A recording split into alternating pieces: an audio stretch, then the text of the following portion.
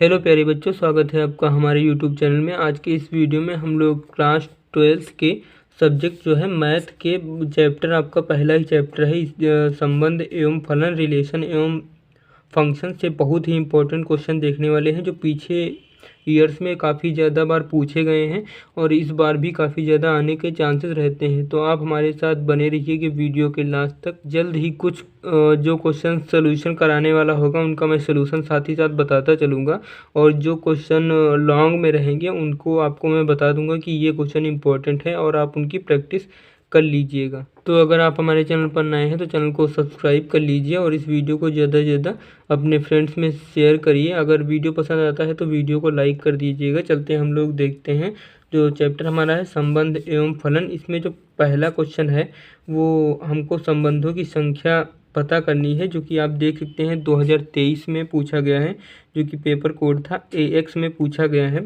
हमको हमें पहला क्वेश्चन दिया गया है, एक नंबर क्वेश्चन दिया गया है कि यदि दो परिमित समुच्चयों A तथा B में अवयव क्रमशः M, और यहाँ पर मिस्टेक हो गई है प्रिंटिंग में, M तथा N हो, तो यहाँ पर होगा A से B में कुल संबंधों की संख्या होगी। तो इसका जो आपको फार्मूला होता है, ये तीन प्रकार के फार्मूले होते हैं। एक में संबंधों की संख्या, दूसरे में फलनों की संख्या, और तीसरा जो फार्मूला होता है उसमें एक ही फलनों की संख्या हमको निकालनी होती है। तो मैं जहाँ पर जिसका यूज़ आएगा उसको मैं बताता चलूँगा। तो यहाँ पर हमें संबंधों की संख्या निकालनी है A से B में। तो इसका फार्मूला होता है A से B में संबंधों की संख्या के लिए जो फार्मूला होता है वो होता है 2 की घात m गुणे में n। तो आप देख सकते हैं m गुणे में n जो होगा वो हमारा विकल्प सही हो जाएगा। तो जो दूसरा विकल्प है वो हमारा सही होगा, 2 की पावर m इंटू में n। अब इसी क्रम में दूसरा जो B नंबर का क्वेश्चन है वो आप देख सकते हैं। जो दूसरा क्वेश्चन है उसमें दिया गया है, यदि समुच्चय n में संबंध परिभाषित है।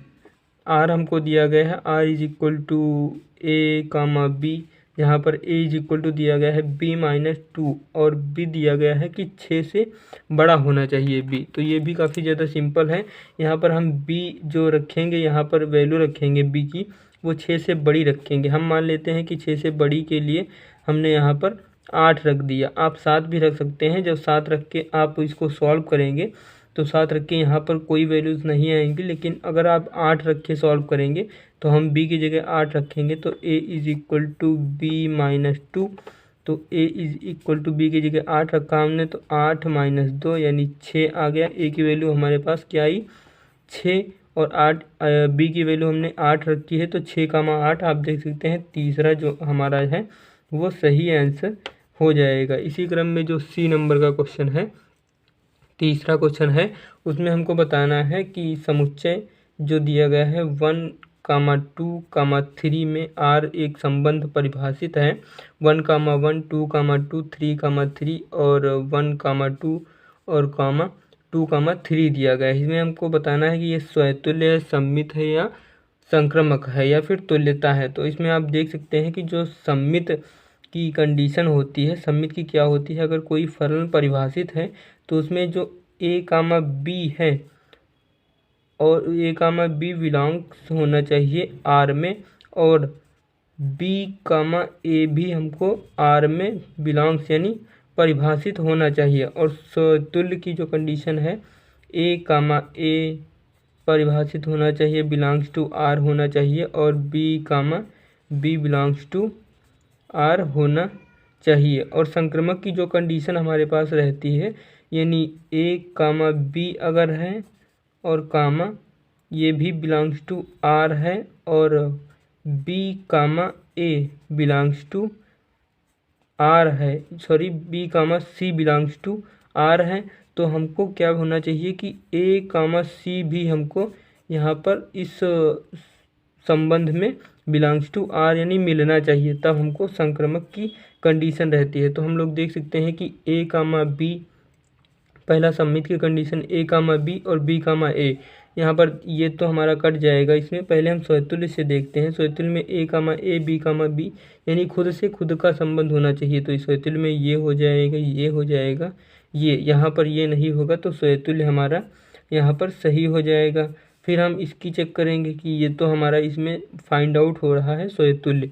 सम्मित की चेक करेंगे। सम्मित में देख सकते हैं ये तो आपका कट जाएगा, सम्मित में ये कट जाएगा। सम्मित में 1 का 2 से है, लेकिन 2 का 3 से है, तो यहाँ पर हमारा सम्मित नहीं होगा। फिर जो संक्रमक का है, संक्रमक में आप देख सकते हैं 1 का 2 से है, 2 का 3 से है, लेकिन अगर हम इस 2 को हटा दें तो 1 का 3 से, जो कि इसमें नहीं है, तो संक्रमक भी हमारा नहीं रहेगा। क्योंकि स्वतुल्य है बट सम्मित नहीं, संक्रमक नहीं है, तो तुल्यता भी नहीं रहेगा। तो हमारा जो आंसर हो जाएगा वो स्वतुल्य ही हो जाएगा आपका आंसर। फिर चौथा क्वेश्चन इसी क्रम में है। चौथा क्वेश्चन देख लीजिए। माना x बराबर दिया गया है a comma b comma c तथा y बराबर दिया गया है 1 कामा 2 हो, तो x से y में फलनों की संख्या क्या होगी। अब यहाँ पर ऊपर हमसे पूछा गया है संबंधों की संख्या और यहाँ पर हमें फलनों की संख्या पूछा गया है। तो हम लिख सकते हैं ए से, ये फार्मूले होते हैं, आप इनको याद कर लीजिएगा। ए से बी में फलनों की संख्या जो होती है, फलनों की संख्या जो होती है उसका फार्मूला होता है b की घात a, यानी जो y की घात है, या फिर हम इसको लिख सकते हैं y की घात में x। तो y क्या है, y में कितने हमारे पास तत्व हैं, 1 2, तो 2 की घात में यहाँ पर 3 हो जाएगा। 2 की घात में 3 करेंगे तो ये हो जाएगा 8।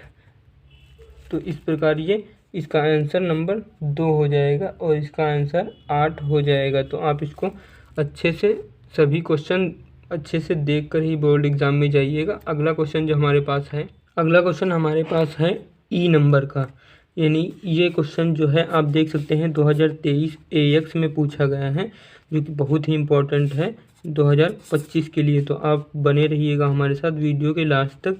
इसमें हमको पूछा गया है यदि A 1 कामा 2 कामा 3 और B भी दिया गया है 2 कामा 3 कामा 4 हो तो निम्न में से ए से बी में फलन होगा। इस क्वेश्चन को मैं कॉन्सेप्ट के साथ नहीं बता सकता क्योंकि इसमें मुझे भी कन्फ्यूज़न है यहाँ पर आपका, लेकिन आंसर जो रहेगा वो तीसरा वाला रहेगा। मैं इसको शॉर्ट वीडियो में अपलोड कर दूँगा, तो आप हमारे चैनल को सब्सक्राइब करे रहिए, क्योंकि मैं इसको अपलोड करूँगा तो नोटिफिकेशन आपके पास तुरंत पहुँचनी चाहिए। तो आपका जो अगला क्वेश्चन है F नंबर का, तो वो है यदि a is equal to A comma B comma C तथा b is equal to 1 comma 2 है, तो a से b में संबंधों की संख्या, अभी हमने पीछे देखा था संबंधों की संख्या फलनों की संख्या वाला, उसी तरह सेम रहेगा। तो संबंधों की संख्या के लिए हम लोगों ने अभी फार्मूला सीखा था, a से b में संबंधों की संख्या के लिए जो सूत्र हम लोगों ने देखा था वो 2 की घात में a क्रॉस b। तो 2 की घात में a में कितने तत्व हैं, 3 हैं, और गुणे में b में कितने हैं, 2 हैं। तो यहाँ पर जो आंसर हो जाएगा हमारा यहाँ पर, तो ये हो जाएगा 2 की घात 3 दूनी 6, और इसको अगर हम करेंगे तो ये हो जाएगा 64 यानी 64। इसी प्रकार से आपका नीचे जो क्वेश्चन है 2023 में पूछा गया है, ये भी 2023 BC पेपर में पूछा गया है, लेकिन ये AX में पूछा गया है। तो आप इसको देख लीजिएगा और आपको इस क्वेश्चन का जो है आंसर हमें संबंधों की संख्या निकाल के कमेंट बॉक्स में टाइप करना है। तो मैं आपको अगले वीडियो में वो कमेंट में ही रिस्पॉन्स करूँगा कि आपका आंसर सही है या फिर नहीं है। फिर अगला क्वेश्चन जो हमारे पास है, आप देख सकते हैं कि ये जो क्वेश्चन है ये 3 नंबर में आपके या फिर 5 नंबर में पूछे जा सकते हैं। ये अब जो मैं क्वेश्चन आपको बताने जा रहा हूँ इस वीडियो में आगे। तो अब जो पहला क्वेश्चन है ये है, मान लीजिए कि f जो है सच डैट x से y एक फलन है। x में एक संबंध r निम्नवत परिभाषित है। जो r परिभाषित है वो a कामा b से such that f a is equal to f b है। जांच कीजिए कि R एक तुल्यता संबंध है। इसमें जो है हमें स्वतुल्य, सम्मित और संक्रमक तीनों दिखा करके फिर हमें उसी के अकॉर्डिंग तुल्यता हमको यहाँ पर प्रूव करना है, जो कि देख लीजिए 2023 एनसीईआरटी एग्जाम्पल का क्वेश्चन है, जो कि बहुत ही इम्पोर्टेंट होने वाला है आपके लिए। तो आप इसको अच्छे से क्लियर करके ही जाइएगा। फिर इसी नंबर में दूसरा जो क्वेश्चन है वो आप देखिए, हमको दिया गया है सिद्ध कीजिए। ये आपका 3 नंबर में क्वेश्चन बनने वाला है और ये आपका 5 नंबर में क्वेश्चन बनने वाला हो सकता है, क्योंकि जो पीछे एग्ज़ाम्स में पेपर्स में पूछे गए हैं सेट में वो कुछ इसी प्रकार से हैं। तो ये क्वेश्चन जो है दूसरा वो 2019, 20, 22 जो भी एनसीईआरटी एग्जाम्पल से है। तो आप देख लीजिए, ये क्वेश्चन है सिद्ध कीजिए कि एफ एक्स जो है वो एक्स स्क्वायर द्वारा परिभाषित फलन एफ सच डेट आर से आर में है, वो ना तो एकाएकी है और ना ही आच्छादक है। हमको ना ही एकाएकी ना ही आच्छादक हमको सिद्ध करना है, जो कि आपका 3 नंबर में क्वेश्चन पूछा जाने वाला है। जो तीसरा क्वेश्चन है हमारे पास वो है कि सिद्ध कीजिए कि पूर्णांकों के समुच्चय जेड में आर जो है ए कामा बी संख्या 5 ए माइनस बी को विभाजित करती है द्वारा प्रदत्त संबंध एक तुल्यता संबंध है। इसमें भी हमको तुल्य दिखाना है, सममित दिखाना है, संक्रमक दिखाना है। फिर उसी की सहायता से हमको ये दिखा देना है कि ये स्वतुल्य संबंध है। ये भी आपका 5 नंबर में क्वेश्चन पूछा जाएगा, क्योंकि इस प्रकार के बहुत से क्वेश्चन मैंने लिए हैं। 3 टाइप के क्वेश्चन आप देख सकते हैं, 4 number question, 5 number question, same इसी प्रकार का क्वेश्चन है।